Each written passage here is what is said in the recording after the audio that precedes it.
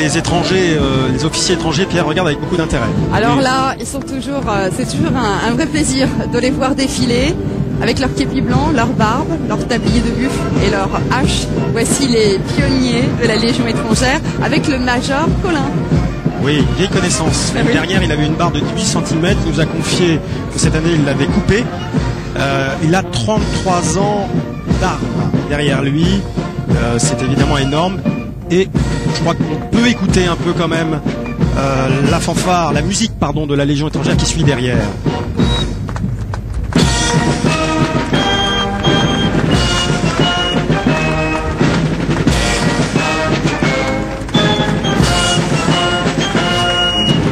Alors vous aurez remarqué qu'il défile à 88 pas minutes. Non, vous l'aurez peut-être pas remarqué, mais je vous le dis, et c'est bien plus lentement que les autres régiments.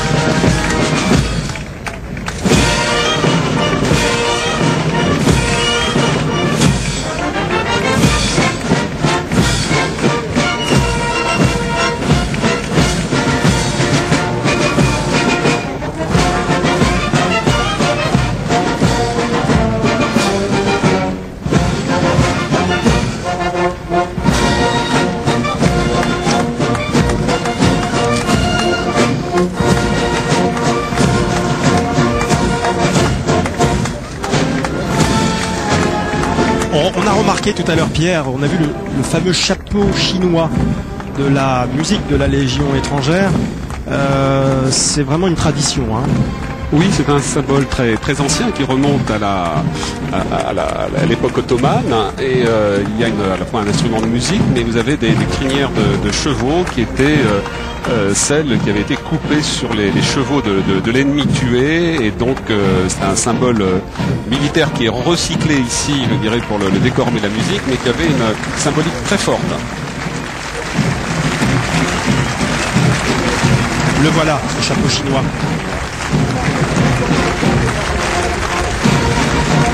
On le voit très très applaudi, tribune officielle, la foule, tout le monde, comme chaque année.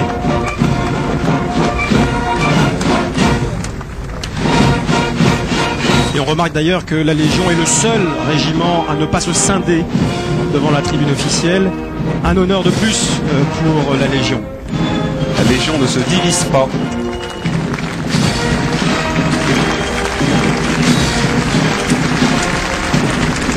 On reste toujours avec la Légion étrangère, et cette fois gros plan sur le 4e régiment étranger installé à Castelnaudary. Et à sa tête, on trouve le colonel Jean-Marie Rocopio. Le voici, père de 6 enfants. Ouais, dans ce régiment, on forme et on entraîne les engagés volontaires et les cadres de la Légion. Mais c'est une formation très très sélective, hein, puisque l'an passé 1500 élèves ont été formés à Castelnaudary, seulement 900 candidats ont été affectés en unité opérationnelle. Alors eux, on me disait, ils ont commencé leur formation il y a 1 mois seulement, et ils marchent déjà vraiment au pas cadencé de la Légion, hein.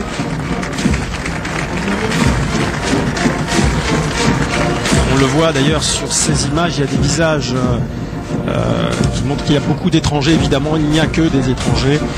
Et ces candidats viennent du monde entier, attirés par l'aura de la Légion, en particulier ces nouveaux d'Europe centrale.